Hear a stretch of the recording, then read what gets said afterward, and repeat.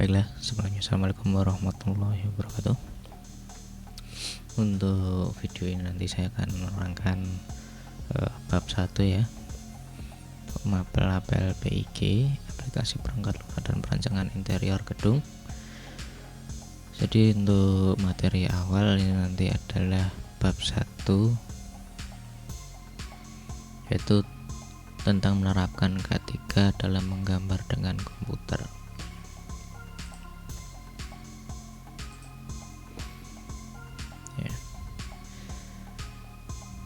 Jadi akan saya bacakan ya nanti dengan buku itu. Mungkin kalau yang sudah pinjam di perpus juga bisa dipahami, bisa dipelajari lagi. Jadi untuk teksnya pada saat kelas 10 ya. Jadi di kelas 10 kan sudah mempelajari dasar-dasar menggambar teknik secara manual ya, seperti teks ini dengan peralatan sederhana. Jadi kelas 10 kemarin kan sudah dapat gambar teknik, bagaimana menggambar denah tanpa potongan. Kenapa bila materinya bisa sampai itu, dan alat yang digunakan adalah jangka, penggaris segitiga, sepasang, pensil, kemudian ada mal dan sebagainya ya. Untuk di apel PIG ini nanti mempelajari cara menggambar dengan aplikasi perangkat lunak dan perancangan interior suatu bangunan ya. Kemudian yang dipelajari itu apa ya? Ada prinsip menggambar interior, bahan dan ornamen interior, macam-macam perangkat lunak, menggambar 2 dan 3D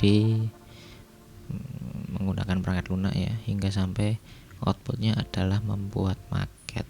Nah, nanti output maket itu seperti apa, nanti ke depan akan kita bahas lagi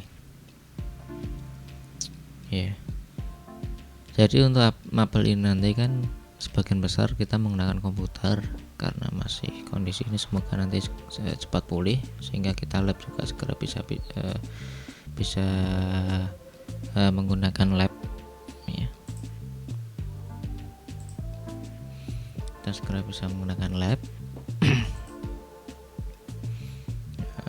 bisa mempraktekkan ilmu gambar teknik dasar yang manual nanti mulai menggunakan komputer ya. Ini ada contoh gambar ya, praktek menggunakan komputer ya. Kemudian untuk kesehatan dan keselamatan kerja, itu adalah aspek yang pertama kali harus menjadi perhatian setiap melakukan kegiatan apapun ya. Yang namanya kesehatan dan keselamatan itu tetap prioritas, tidak hanya ketika bekerja, dalam melakukan kegiatan sehari-hari itu kesehatan dan keselamatannya itu juga harus diprioritaskan ya. Dari hasil penelitian mengungkap bahwa bekerja dengan komputer dapat menyebabkan gangguan kesehatan bahkan keselamatan ya. Jika menggunakan komputer terus-menerus dapat menyebabkan otot sering pegal dan pandangan jadi kabur. Kalau sekarang ya mungkin yang paling ringan adalah sering menggunakan HP ya. Kita matanya tidak terlatih untuk melihat jauh ya, hanya di depan layar HP ya, jadi otomatis biasanya jadi minus ya, matanya min terus pakai kacamata. Kalau komputer ya nanti dipelajari ini nanti bagaimana K3-nya ketika menggunakan komputer ya. Jadi sini nanti perlu mempelajari. Kemudian untuk A, mengenal K3 pekerjaan komputer. Dengan kemajuan teknologi informasi mampu meningkatkan kesejahteraan hidup manusia ya. Dengan adanya komputer itu kita jadi lebih bekerja bisa lebih efisien ya. Misal awal itu ada kalkulator ya, yang dulu menghitung manual, sekarang dengan kalkulator bisa lebih cepat menampilkan hasilnya ya. Untuk di bangunan sendiri adanya komputer kita jadi lebih enak bekerja, lebih efisien, efektif, karena menggambar juga tidak perlu manual, ada kesalahan tinggal hapus, ingin menggandakan tinggal di copy paste ya, jadi banyak, jadi lebih efektif dan efisien. Yang mungkin dulu butuh seminggu, sekarang hanya beberapa hari selesai. Untuk yang pertama, keselamatan dan kesehatan kerja ya. Dari keilmuan itu, kesehatan kerja diartikan sebagai ilmu pengetahuan dan penerapan dalam upaya mencegah kecelakaan, kebakaran, peledakan, pencemaran, penyakit dan sebagainya. Jadi ada teorinya keselamatan dan kesehatan kerja itu ya. Pengetahuan dan penerapan dalam upaya. Ada upayanya, ada usahanya. Usaha apa? Mencegah ya. Dalam hal apa? Kecelakaan, kebakaran dan sebagainya. Untuk A, keselamatan. Selamat kerja diartikan sebagai upaya-upaya yang ditujukan untuk melindungi pekerja, menjaga keselamatan orang lain, melindungi peralatan terus tempat kerja dan bahan produksi, menjaga kelestarian lingkungan. Jadi keselamatan itu tidak hanya untuk diri sendiri, bisa untuk orang lain, bisa untuk melindungi alat yang dipakai, tempat kerjanya juga jadi terlindungi, bahan produksinya juga terlindungi, jadi selamat semuanya ya. Karena tidak dipungkiri kalau satu orang itu tidak bisa menjaga keselamatan dalam kerja, kemungkinan rekan kerjanya juga akan terkena imbasnya ya. Kemudian kesehatan diartikan sebagai derajat atau tingkat keadaan fisik dan psikologi individu, the degree of psychological and psychological well-being of the individual ya. Jadi secara umumnya kesehatan adalah upaya yang ditujukan untuk memperoleh kesehatan yang setinggi-tingginya dengan cara mencegah, sama ya, mencegah, memberantas penyakit yang diidap oleh pekerja, mencegah kelelahan dan menciptakan lingkungan kerja yang sehat. Ya selamat ya sehat. Bagaimana caranya bekerja secara selamat dan sehat? Intinya ketiga kan itu ya. Kemudian nomor 2, perkembangan konsep keselamatan dan kesehatan kerja itu dulu dipandang bahwa kecelakaan merupakan nasib sial yang merupakan risiko yang harus diterima ya. Ya, jadi intinya ya kalau sudah kejadian ya nasib itu aja ya. Tapi untuk konsepnya sekarang itu ya ketiga itu untuk mencegah sebuah kecelakaan, menjaga ya seperti di atas tadi, biar selamat, biar sehat. Nah, bagaimana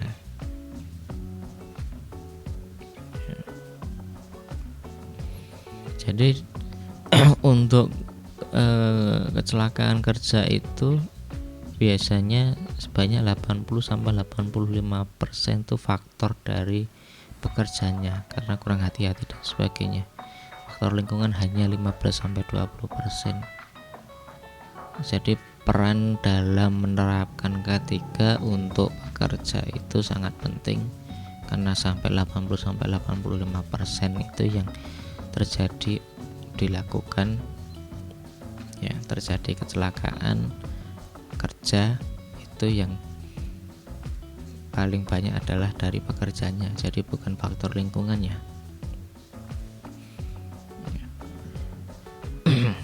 Untuk tujuan ketiga, nomor 3 ya, penggunaan komputer itu sekarang tidak hanya di kantor-kantor penelitian dan perguruan tinggi, sekarang di rumah ya, di sekolah dan sebagainya juga semua sudah menggunakan ketiga ya, menggunakan komputer ya. Jadi tujuan ketiga itu biar ada, karena penggunaan komputer sekarang lebih luas, tidak hanya dulu di kantor saja, sekarang di rumah juga banyak yang pakai ya. Jadi kalau di rumah punya laptop, komputer, itu ketiga tetap harus jalan ya.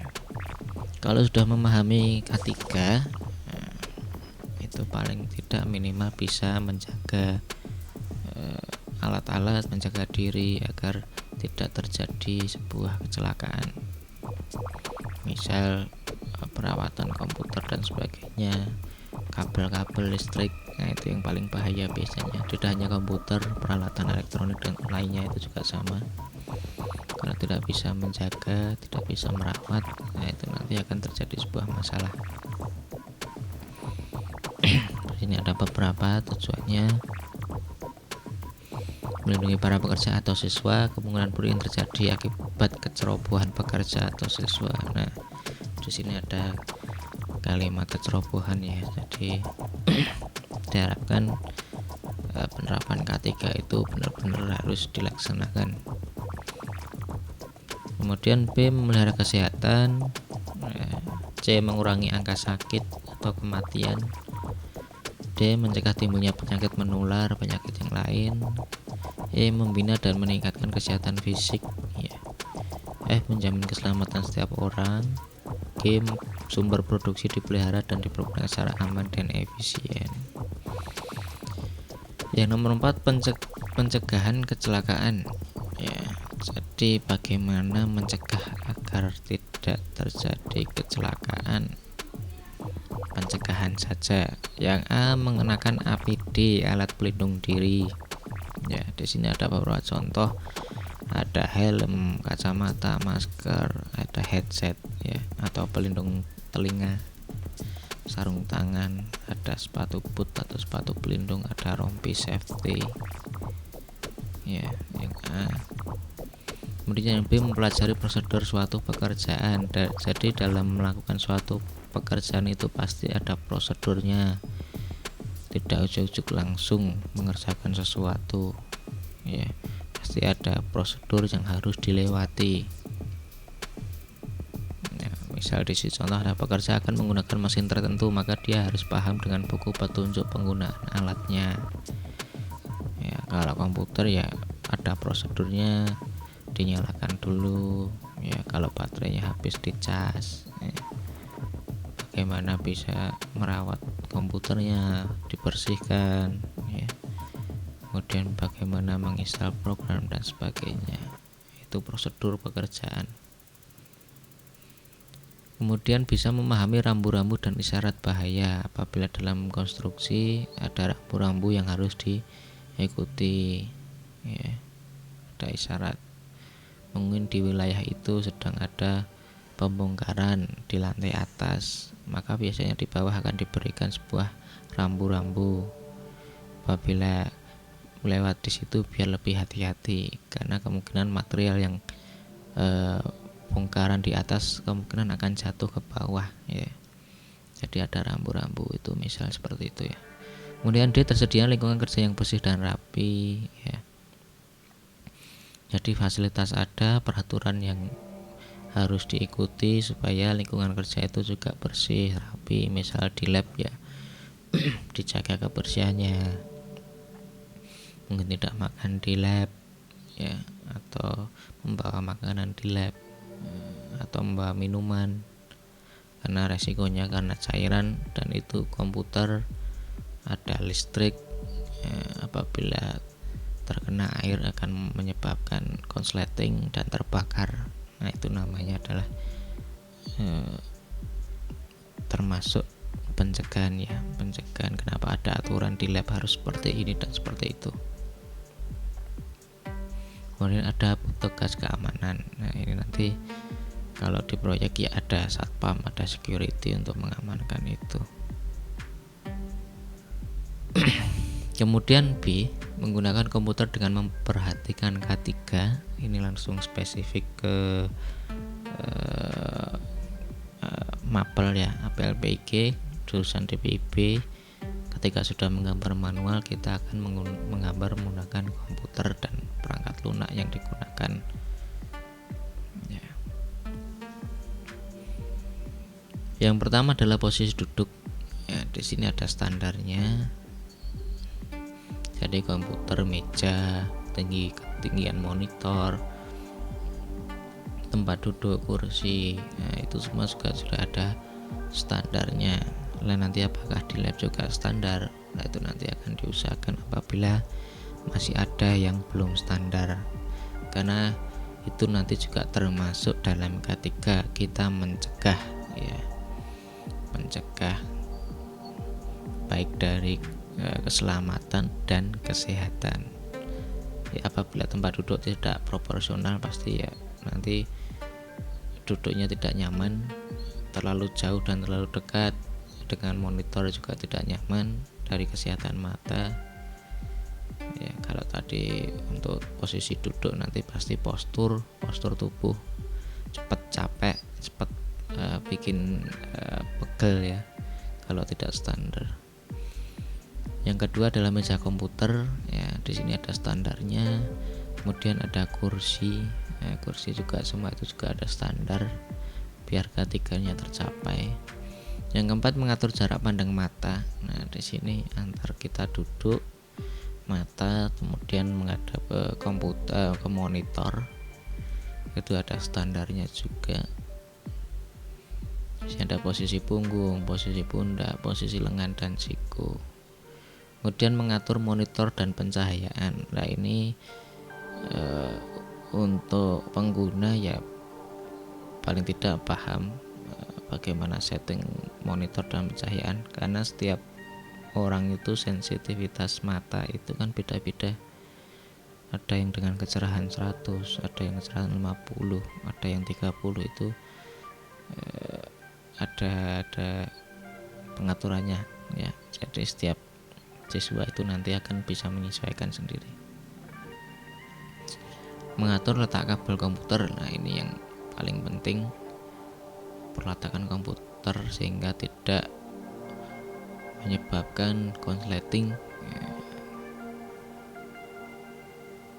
Nah, di sini ada pengaturannya juga standar, mengatur penggunaan CPU ya, seperti apa, kemudian mengatur penggunaan keyboard. Jadi semua ada aturannya ketika di lab itu ya.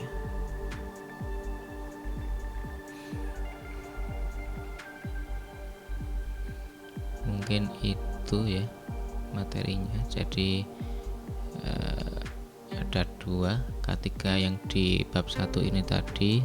Yang pertama adalah K3 secara umum, kemudian yang poin B adalah K3 secara khusus di lab ya, penggunaan komputer lebih spesifik ketika kita berada di lab, atau mungkin apabila suatu saat bekerja dalam instansi atau di perusahaan, di kantor misalnya.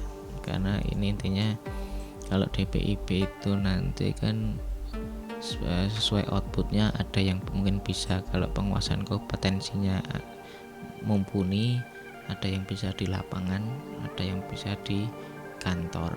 Nah K3-nya seperti apa? Nah, di sini sudah diterangkan secara umum untuk di lapangan seperti apa, kemudian apabila di kantor menggunakan komputer seperti apa K3-nya. Ya, mungkin itu bisa dipelajari lagi untuk tugas nanti seperti yang saya jelaskan kemarin, membuat vlog ya, video blogging menjelaskan materi ini. Kemudian juga nanti ada beberapa kuis setelah itu di setiap bab. Apabila nanti ingin langsung membuat tugas ya silahkan, karena nanti akan tugas langsung saya posting di semua bab saja, di semua topik. Mau dicicil pelan-pelan boleh, atau mau langsung semua bisa. Mungkin itu sedikit penjelasan dari saya. Apabila ada kekurangan mungkin bisa komen atau bisa japri WA ya. Mungkin cukup sekian dari saya. Wassalamualaikum warahmatullahi wabarakatuh.